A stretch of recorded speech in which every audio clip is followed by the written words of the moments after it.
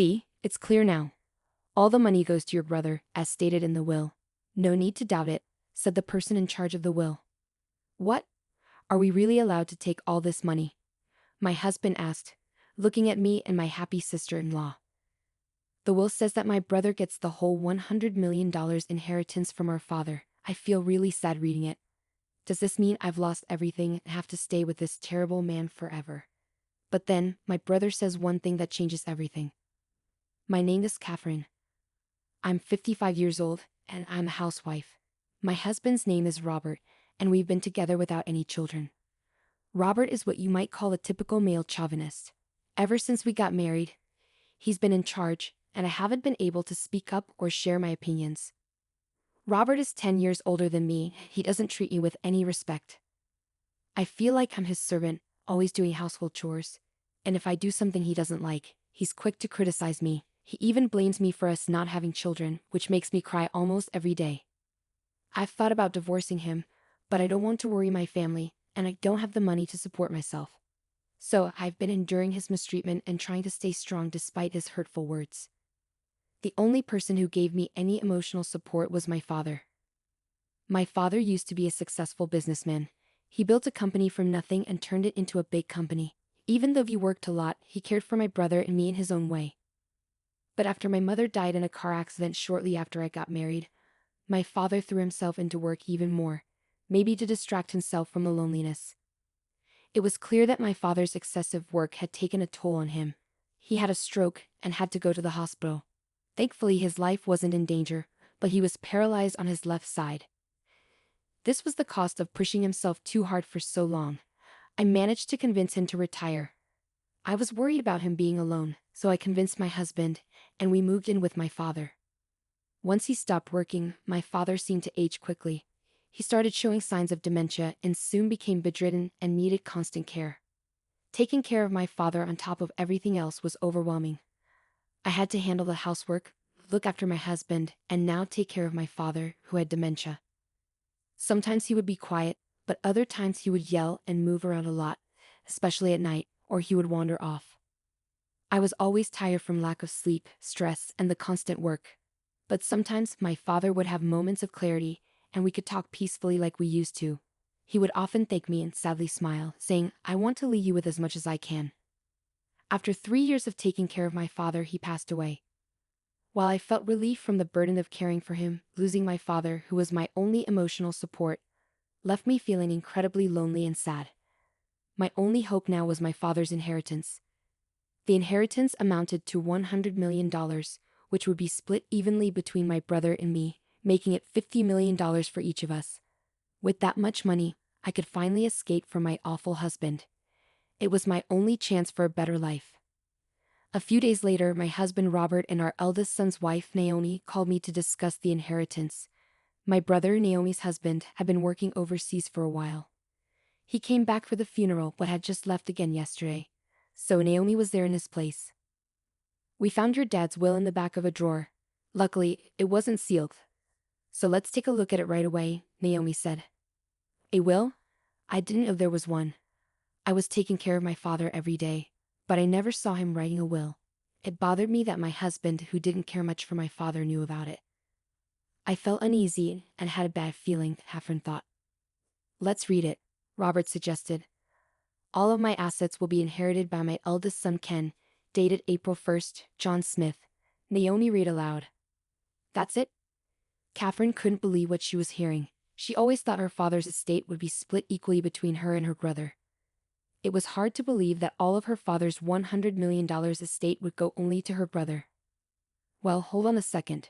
That doesn't make sense. Why would it be like that?" Katherine questioned. My husband handed me the will and urged me to look at myself as I started to panic. Sure enough, it was written in the will, with my father's signature. I immediately suspected that the will might be fake. My father had always been fair to both my brother and me, and he wouldn't have favored just one of us. But could my kind and honest brother really keep all the inheritance for himself? As I pondered this, my brother's wife burst into laughter. "Wow, we get to keep all of his money. It feels a bit wrong, but if that's what he wanted, we have to respect it, right?" she said. I couldn't accept this at all. As I held the will silently, both my husband and my brother's wife glared at me. Hey, are you doubting this? If so, you can bring in a handwriting expert or something. Just because it's inconvenient for you doesn't mean you can start doubting it. You really have a bad attitude, my husband scolded.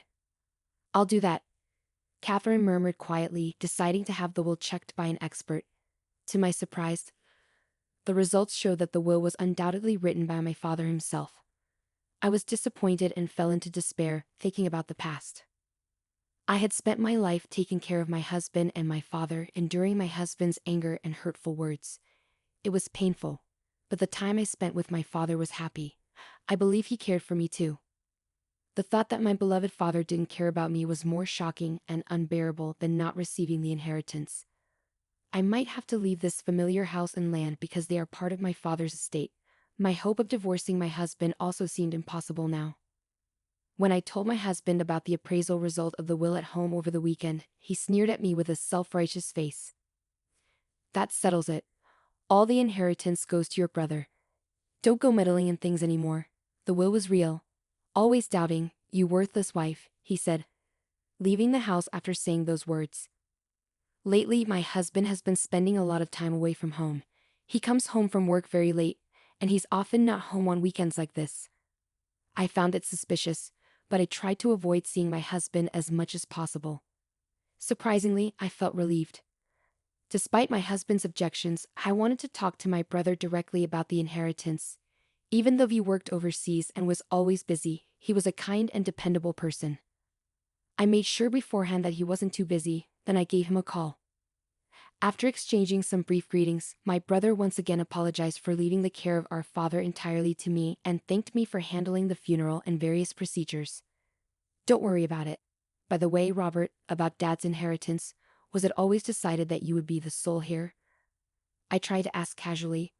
It was hard to bear the thought that maybe I wasn't loved by my father, but I wanted to discuss it properly. Huh? What do you mean? All of the inheritance goes to me, my brother sounded surprised. I thought Naomi had told him, but it seems he was hearing about it for the first time, but the will was genuine, so the result wouldn't change. I explained the situation to my brother. I see. So the handwriting on the will is definitely Dad's, and that's all it said, huh? Got it. I'll need some time to think this through. I'll get back to you. I'll also make sure Naomi doesn't do anything until I've made a decision, my brother said before ending the call. I waited patiently for my brother's next move, feeling both intrigued and hopeful. A few days later, my brother contacted me again. He suggested that I look into Naomi's suspicious activities by hiring a private investigator. He also advised me to claim my rightful share from him. This legitimate share is the minimum amount of inheritance guaranteed to a family member, based on their position in the family. In my case, I could claim a portion from my father's $25 million inheritance. Even though the will said all the inheritance should go to my brother, this legal provision would still entitle me to inherit $25 million. However, my husband and my brother's wife were not happy with my decision. The decision has already been made. Don't mess it up now, they protested. But there was more to my brother's advice. I'm not asking for the $25 million. All I want is this house filled with memories of our father and the land. The total estate is worth $100 million, but the real estate property is only worth $10 million. I'll give up all the rest of the inheritance to my brother. Still, the two of them continue to argue. If this continues to escalate, my brother has instructed me to hire a lawyer to join the discussion. If it comes to that, I'm sure I'll inherit $25 million exactly, I asserted confidently. My husband and Naomi fell silent. Eventually, it seemed like they realized it was more beneficial to settle for the $10 million worth of real estate. We finally reached an agreement on how to divide the inheritance. A few days later, I received the results of an investigation I had requested about Naomi from a private investigator. I immediately contacted my brother. After many ups and downs, we successfully completed the process of inheriting our father's estate. My brother Ken rushed from abroad to help during the process. I inherited the family home and land, valued at $10 million. My brother inherited the rest of the estate, which amounted to $90 million. Naomi and my husband seemed pleased with how things were going as they had hoped. After finishing the inheritance process, the four of us left the law office and went back to our father's house. While enjoying a cup of tea in the living room, my brother spoke up, placing his smartphone on the table. "Great job, everyone. Now that we successfully inherited Dad's estate, there's something I want to discuss," he said with a smile. With that, he took out a document from his pocket and laid it out on the table. The expressions on my husband's and Naomi's faces turned pale as they read the contents. The document was titled, "It's a Will." At the end of it, there was my father's signature and stamp, dating back about 5 years ago. "This is a will that Dad gave to me when he was still working. It was made with 2 witnesses at a notary office, so it's legally valid," my brother explained. He continued, saying that our father had prepared it before he had a stroke. With his wife already passed away, he wanted to ensure his children would be taken care of if anything happened to him. The will stated that 1/4 of the total estate was to go to Ken, who already had a significant amount of wealth, and 3/4 to Katherine, the housewife. My brother gently held the will, explaining that our father had been clear about not changing it. He had stated in the will that any changes must have a reason stated, otherwise they would be considered invalid. It seemed our father, knowing the size of his estate, had prepared early to avoid any family conflicts. He was really pushing himself at work. I think he was considering all sorts of things, like what would happen if he fell gravely ill or became senile. My brother said, his hand caressing the will. The will also contained a heartfelt addendum. "I hope that there will be no conflicts over the inheritance and that the family will continue to live happily together." It was filled with our father's warm wishes for the family. Learning that I was loved by my father just as much as my brother touched me deeply, and my heart swelled with emotion. However, my husband and Naomi beside me grew pale. "So, if you're going to change this will, the reason has to be stated, or it's all null and void. Even if it's in my dad's handwriting, maybe he was forced to write it when he was in a delirious state due to dementia." My husband suddenly slammed the table with a fierce expression. He glared at my brother and growled, "Hey Ken, do you have any proof? Are you calling me a criminal?" "I never said you forged the will, did I, Robert?" My brother replied calmly, then glanced at his wife Naomi sitting next to him. Naomi remained silent, which struck me as odd. Naomi had informed me about our father's passing, and I had attended the funeral. However, after returning abroad, I hadn't been informed about anything regarding the inheritance despite it involving me. My brother seemed to be looking to his wife Naomi for some reason, but she still said nothing. "Stop your arguing. The inheritance is already decided. The $90 million is ours. It doesn't matter what you say now," my husband shouted back. "What do you mean by ours? I'm the one who inherited it," my brother countered calmly. "Shut up," my husband snapped. The conversation was going in circles. "I'm not sure what you mean, but the $90 million I inherited is just worthless paper," my brother said calmly. "What?" my husband exclaimed, surprised. My brother explained patiently. "Our father's estate was valued at $100 million. Apart from the real estate, all the assets were stocks in our father's company. When our father was in charge, the company was doing well, and the stocks were valuable. But after he stepped down, the company started losing money, and it looked like it might go bankrupt. In the 3 years before he died, the stocks that were once worth over $90 million became practically worthless." But that can't be true, can it?" my husband stammered. "It's the truth. I inherited knowing that. I plan on restructuring my father's company, and since it didn't involve you, I didn't tell you," my brother explained.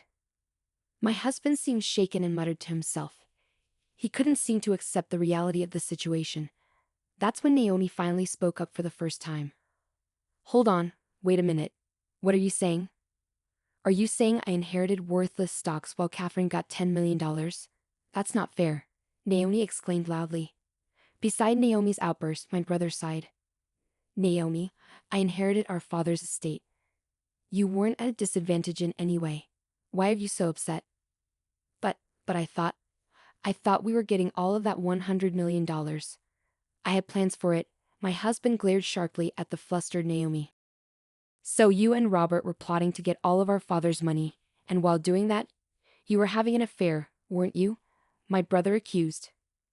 Naomi and my husband remained silent, frozen in place. "Why?" Naomi muttered hoarsely. My brother glanced at her before continuing. After our phone call, I started suspecting Naomi. Why didn't she talk to me about the inheritance? Why had her interactions with me been so brief lately, and why had she started ignoring my calls? I thought something was fishy, and when I saw her pictures on social media, I knew she was cheating on me. And soon, I'll be getting a lot of money. I'll be living like a famous person. I've been discussing with my girlfriend how we'll spend it. She said we'll have a blast when we get the money. I'm thrilled. But Naomi, I don't recall talking about this with you. I wonder who this girlfriend is. No, wait. You're misunderstanding, Naomi interrupted. Ignoring his confused wife, my brother brought out a bait envelope. He took some photos out and placed them next to the will. They showed Naomi and Robert going into a hotel together, looking very close. It was obvious they were in a tight relationship. I've been overseas, you know. I hired a private investigator to look into things because I was curious about your girlfriend, my brother said, showing the solid proof. Naomi started trembling. Looking at Naomi's affair partner, my husband, I noticed he was furious, completely red-faced, which was quite different from the pale Naomi. Curse you, poking around like some creep. What's all this nonsense about your silly will in these photos? It's absurd. My husband exploded. Stop. Suddenly, Naomi raised her voice. She approached my brother with a fake charm, like a bad actor. Hey, you're mistaken. It's all a mix-up. It's all Robert's fault. He convinced me that if I went along with him, I'd get all of your dad's money. Hey, wouldn't you want to get $100 million? I thought it was for your own good. My husband, who felt deeply hurt, stared at Naomi in shock. This photo? We were just fooling around. You were always away, and I felt lonely. But you're also to blame, right? Please forgive me. The $90 million is off the table now. Let's take the $10 million from Katherine's property. Did you fake the will? I asked. Huh? No way. Robert did it. He said it was simple and had it written by your dad. Look, it's not my fault, Naomi explained. When the truth about the fake will came out, my husband got furious and tried to attack Naomi, but my brother stepped in quickly. You jerks.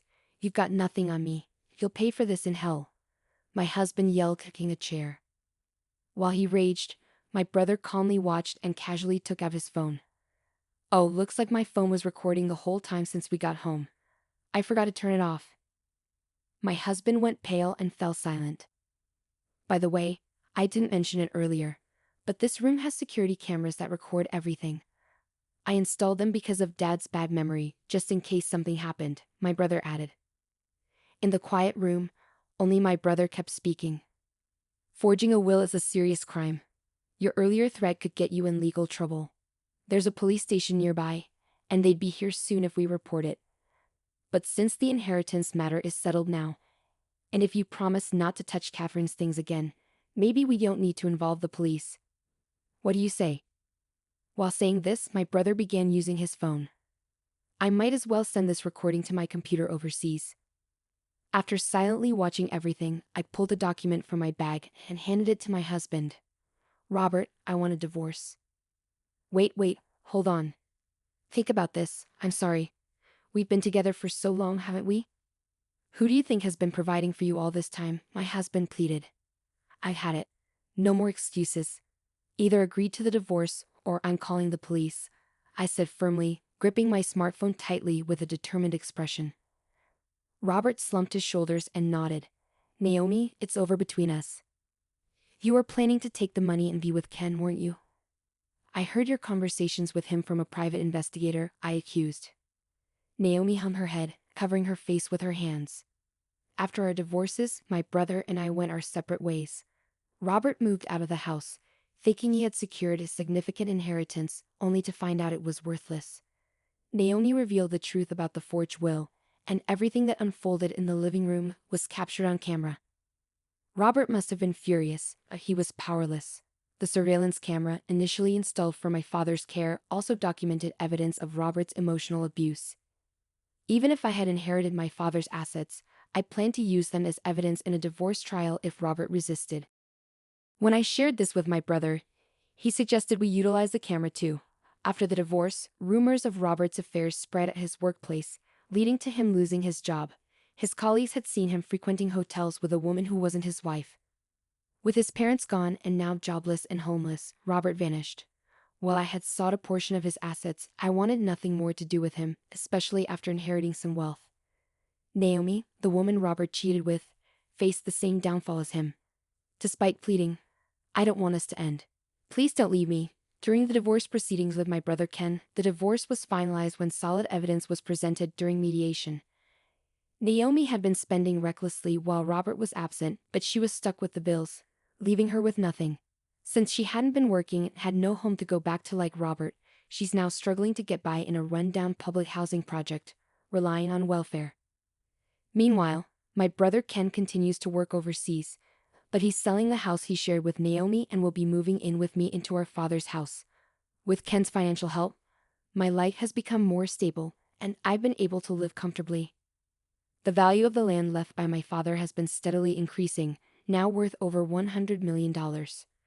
Free from the responsibilities of caring for my dad and the emotional abuse from my ex-husband, I'm finally living a peaceful life, with time for myself.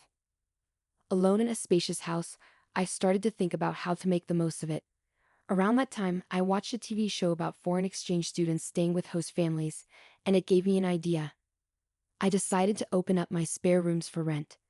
I offer affordable rooms to college and exchange students, and now my house is bustling with life.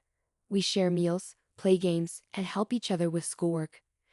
It feels like we're one big happy family. On days when I have some free time, I enjoy reading books at the local library. Since I don't have kids of my own, and my marriage had drifted apart, I used to worry about being lonely after losing my father.